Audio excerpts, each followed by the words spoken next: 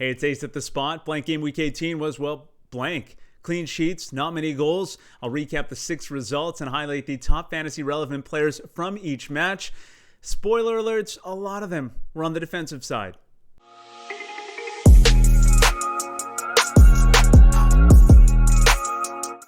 Make sure you subscribe to the channel, The Spot, and ding the bell so you're notified every time I drop fresh content. It is the spot for fantasy footballers, especially those in fantasy draft leagues, and that's what this channel focuses on. Fantasy draft leagues with unique rosters. So instead of talking about who to captain and player values, I'll be talking about trades and waivers. It's the game that I prefer because when Harry Kane gets a hat trick, those are my points and my points alone. And I want more people to experience it and try out this game mode. But there's plenty of content for all FPLers on this channel, especially in the game week recap and preview episodes. With that being said, let's get right to the blank game week 18 recap. The first match of the game week saw Sheffield defeat Newcastle 1-0. Defender Ethan Ampadu got 9 points with a clean sheet. He's one to watch in deeper leagues with 10 to 12 teams, but it's tough to really trust any Sheffield defender on a regular basis. Billy Sharp converted from the spot to get to 5 points, but he's not picked up in any league, so that helps absolutely no one.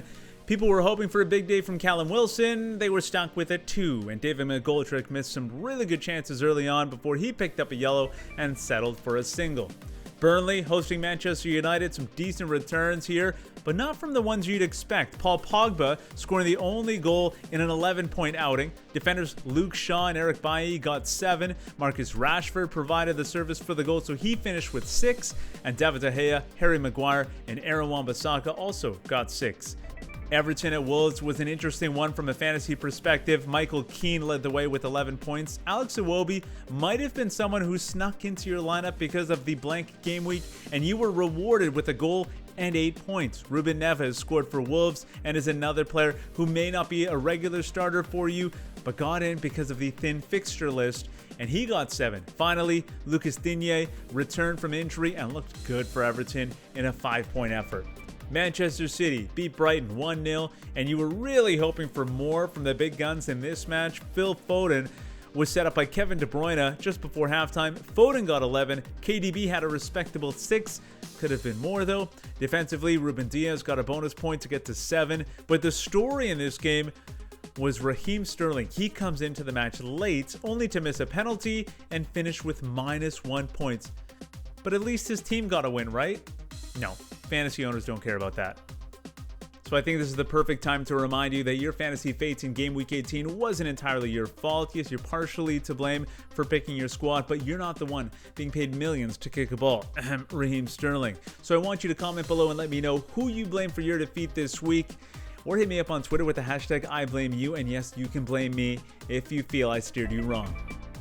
Back to the action from game week 18. Tottenham and Fulham. Harry Kane headed home the opening goal in the 25th minute. He got you 8 points. It was a delicious delivery from Sergio Reguilon, who also got 8. Fulham found the equalizer though in the 74th. Ivan Cavallero heading home the cross from Ademola Lookman, so they earned 8 and 4 points respectively. Finally, Arsenal and Crystal Palace, and it was a fitting 0-0 draw to cap off the blank game week. Vicente Guaita got 10 points, Palace defender Tyreek Mitchell got 8, and so did Arsenal's Hector Bellerin, and Bernd Leno earned his 6th clean sheet in a 6-point outing. So there it is. Blank game week 18 is done and we can move on. If you still need to vent though, feel free to comment below or hit me up on Twitter at @thespot4ff. I hope you enjoyed this video. If you did, hit the like button, subscribe to the channel, and ding the bell. Thanks so much for hanging out at The Spot.